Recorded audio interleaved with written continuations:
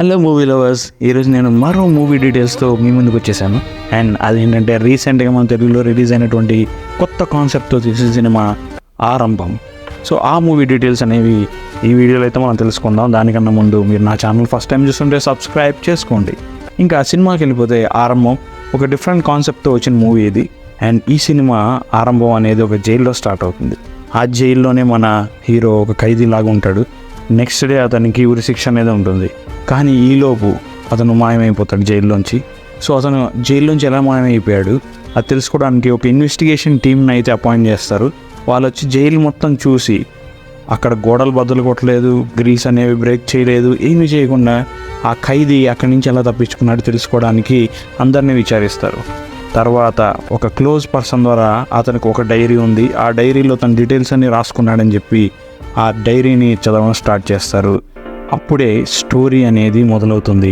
So మన hero ఒక పల్లెటూరులో ఒక సైన్స్ ప్రొఫెసర్ దగ్గర అయితే పెరుగుతాడు.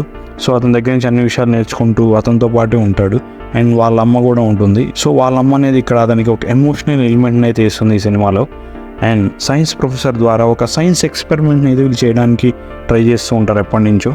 అండ్ ఆ సైన్స్ ఎక్స్పెరిమెంట్ వల్లే మన హీరో లైఫ్ అనేది మారిపోతుంది. అతన్ని జైలుకి వెళ్ళడం జరుగుతుంది. సో అసలు ఆ సైన్స్ ఎక్స్పెరిమెంట్ ఏంటి, సో దానివల్ల హీరో ఎందుకు జైల్లో ఉండాల్సి వచ్చింది, అండ్ ఫైనల్గా అతను జైల్లోంచి ఎలా బయటకు వచ్చాడు, ఎలా మాయమైపోయాడు అనేదే ఈ సినిమా యొక్క లైన్.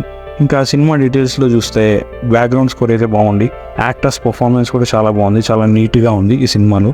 అండ్ స్టోరీ ఎంచుకునే విధానం అండ్ జనాలకి చెప్పిన విధానం కూడా బాగుంది. బట్ మధ్యలో కొన్ని సీన్స్లో అయితే కన్ఫ్యూజన్ వస్తుంది.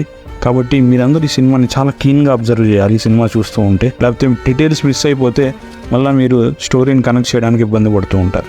సో ఓవరాల్గా ఈ సినిమా అయితే నార్మల్ తెలుగు టిపికల్ సినిమాలా కాకుండా ఒక డిఫరెంట్ కాన్సెప్ట్తో వచ్చి డిఫరెంట్గా ట్రై చేశారు. ఇట్లాంటి మరిన్ని సినిమాలు తెలుగు డైరెక్టర్స్ ఎంచుకోవడానికి ఇది ఒక ఆరంభం అని మనం చెప్పచ్చు. అండ్ ఈ సినిమా అయితే నాకు చాలా బాగా నచ్చింది.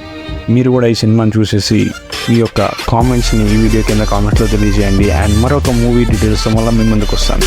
అప్పటి వరకు గుడ్ బై.